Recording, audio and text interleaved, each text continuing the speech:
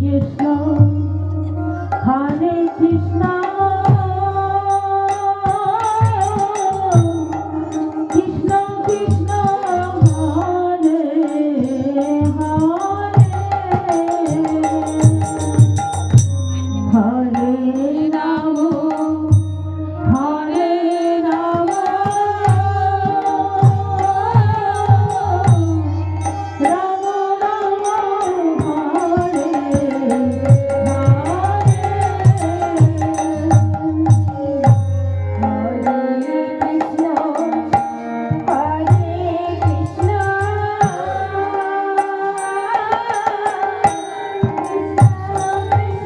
দেখো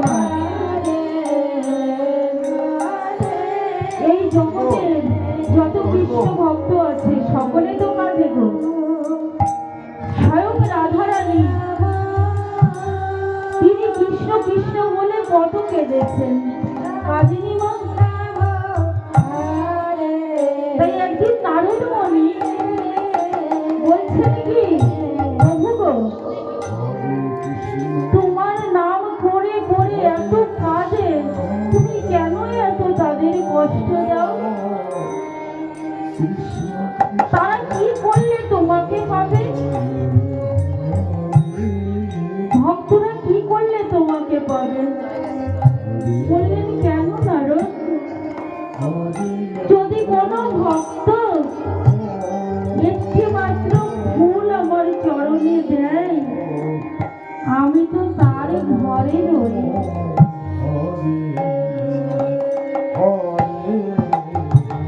বললেন প্রভু গো, যদি সেই ভক্তের ঘরে ফুল না থাকে তাহলে কি সেই ভক্ত তোমাকে পাবে না?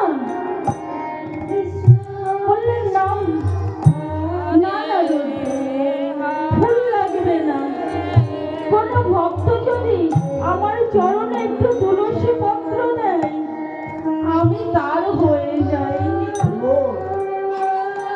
বললেন প্রভু গো, সেই ভক্তের ঘরে যদি তুলসী পত্র না থাকে তাহলে কি তোমার পাবে না? বললেন লাগবে না তুলসী পত্র। কোন ভক্ত যদি একটুখানি গঙ্গা জল আমার দেয়, তাহলে আমি সেই ভক্তের ঘরে থাকি। বললেন প্রভু গো, সেই ভক্তের ঘরে যদি গঙ্গা জল না থাকে তাহলে তোমায় পাবে না?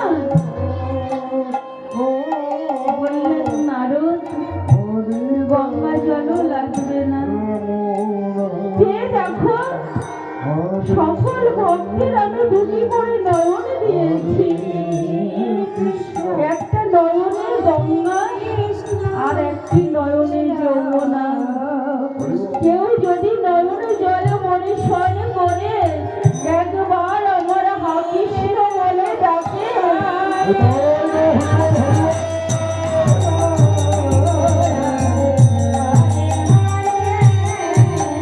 তাহলে কি করি যেন আমি জনমে জনমে তার ঘরে কথা পড়ে যাই।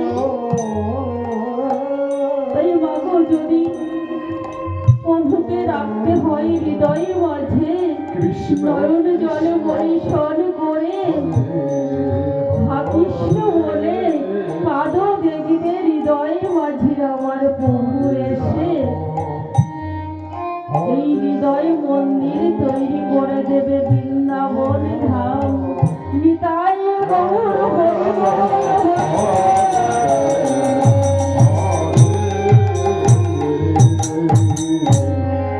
হরি কৃষ্ণ হরে কৃষ্ণ